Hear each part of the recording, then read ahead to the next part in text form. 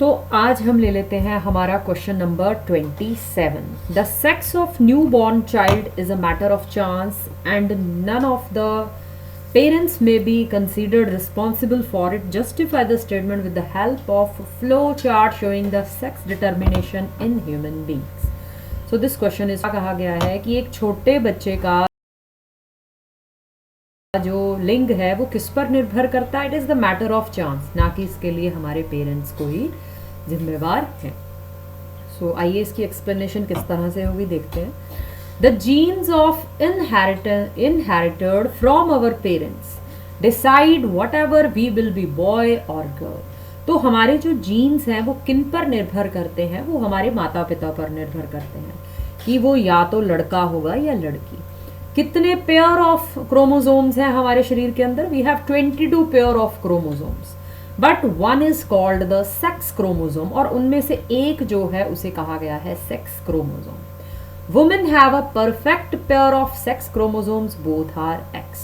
Women's के अंदर जो पेयर है वो है X की फॉर्म में है. पर जो men है हमारे, but the men have a mismatched pair in which normal sized X while other is Y.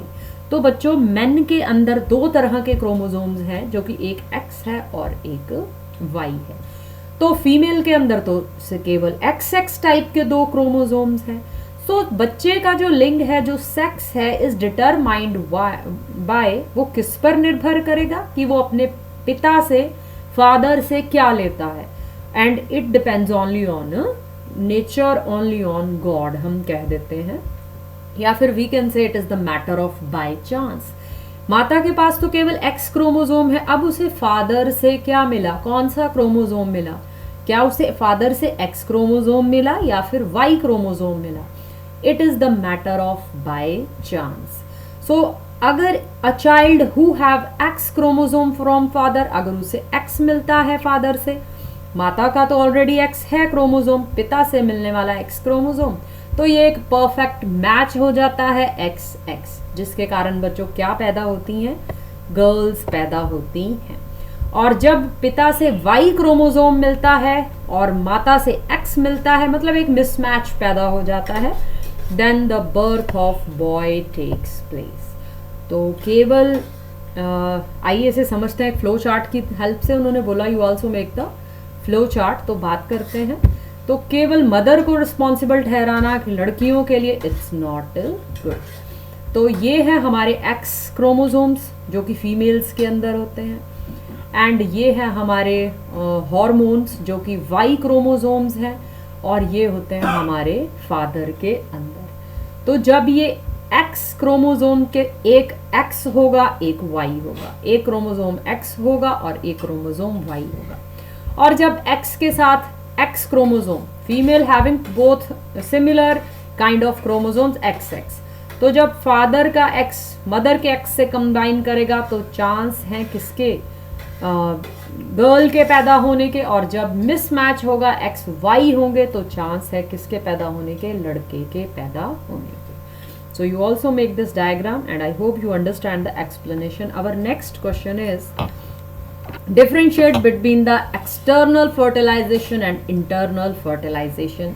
You create a difference between both of the fertilizations. So this is the external fertilization and this is the internal fertilization. So पढ़ते हैं, बात करते हैं external fertilization की. Where the fertilization occur outside the female body, female body के बाहर fertilisation हो रही है.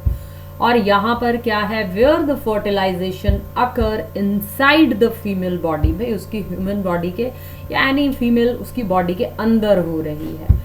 The sperm of male organisms fertilize the female egg outside the female's body.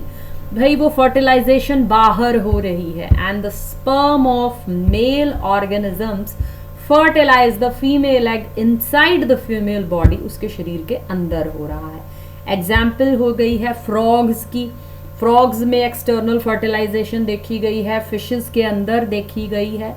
And human beings और हमारे जितने भी फर्दर एनिमल्स हैं, डॉग्स हैं, कैमल्स हैं, काउज हैं, वो सब रिस्पॉन्सिबल है, उनके अंदर होती है internal fertilization. I hope you understand this difference. So next question है हमारा, we have a food chain. You see next question है हमारा, we have a study the food chain given below and answer the question. All these questions are only for 3 marks. तो हमारे पास ये एक food chain दी गई है, आइए समझते हैं इसे. So this is the food chain. पहला क्वेश्चन है, if the amount of energy available at third trophic level. तो काउंट करें 1, 2 एंड 3. थर्ड ट्रॉपिकल लेवल है, ये जो कैमलिन है इसकी बात की गई है. कितना है भाई, 100 जूल है.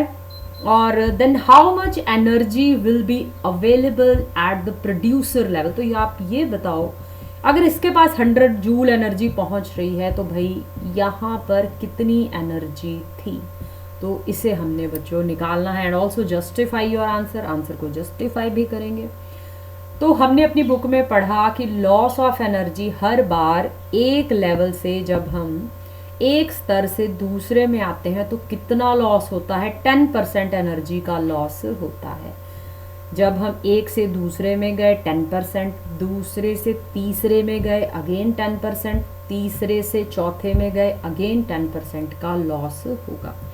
यहाँ पर हमें 100 जूल दिया गया है. 100 जूल दिया गया है. हम देख लेंगे कि किसका हम 10% करें कि हमें 100 जूल मिल जाए. हम 1000 का 10% करेंगे, देन वी हैव 100 जूल. तो हम सोच सकते हैं कि कैटरपिलर के पास 1000 जूल होगी.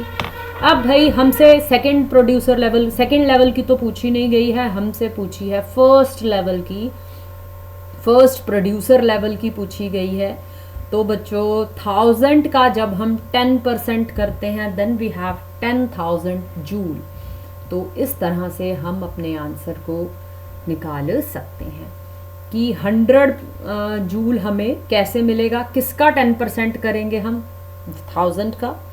और 1000 का 10% करने पर हमें मिल जाता है 1000. हमें कैसे मिलेगा, हम किसका 10% करेंगे, हम 10,000 का 10% जब करेंगे तो हमें मिलेगा 1000 जूल. तो हमारे प्रोड्यूसर लेवल की एनर्जी हो जाएगी 10,000 joule.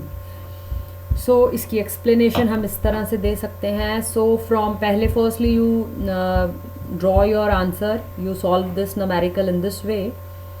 And now so from above explanation we can say the loss of energy is 10% from first tropic level to second level and from second to third level and so on. इसी तरह से 10-10% energy का reduction चलता रहता है.